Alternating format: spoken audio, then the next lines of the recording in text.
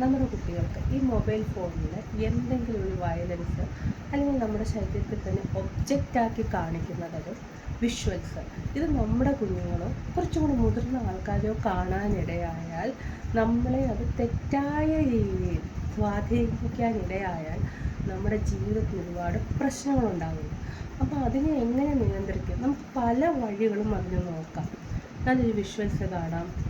ഏറ്റവും എളുപ്പമായ ഒരു മാർഗം അഖണ്ഡ നാമജപം.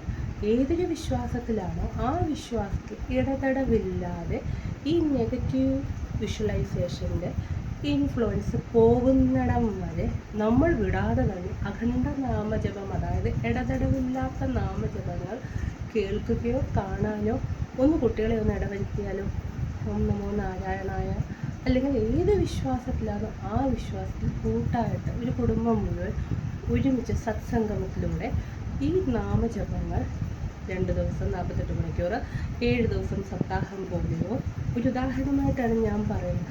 അതല്ല, എത്രത്തോളം ഇത് നമ്മുടെ മനസ്സിൽ നിന്നൊരു നെഗറ്റീവ് പോകുന്നിടം വരെ ഈ നാമജപങ്ങൾ. അപ്പോൾ നമ്മുടെ കുഞ്ഞുങ്ങൾക്ക് നമുക്ക് നമ്മുടെ ചെവിയിൽ ഈ നാമജപങ്ങൾ നമ്മുടെ മനസ്സിൽ ഈശ്വരൻ കുടികൊള്ളുന്നതായിട്ട് ഒന്ന് അങ്ങനെ. ഇതല്ല ആത്മീയത ഇഷ്ടമല്ല, ഈശ്വരവിശ്വാസം അതിനോട് താല്പര്യമില്ല എന്നുണ്ടെങ്കിൽ പോസിറ്റീവായിട്ടുള്ള മറ്റു കാര്യങ്ങൾ, നല്ല കാഴ്ചകൾ കാണുക, കടലുകൾ കാണുക, നല്ല കാര്യങ്ങൾ സംസാരിക്കാൻ മനസ്സിനെ എപ്പോഴും പോസിറ്റീവ് മൈൻഡ് സെറ്റ് ഉണ്ടാക്കുക. നമ്മളിൽ തന്നെയാണ് നരകവും സ്വർഗവും, നമ്മളിൽ തന്നെയാണ് മൃഗവും മനുഷ്യനും. നമ്മളിലുള്ള മൃഗവാസന ഇല്ലാതാക്കുക.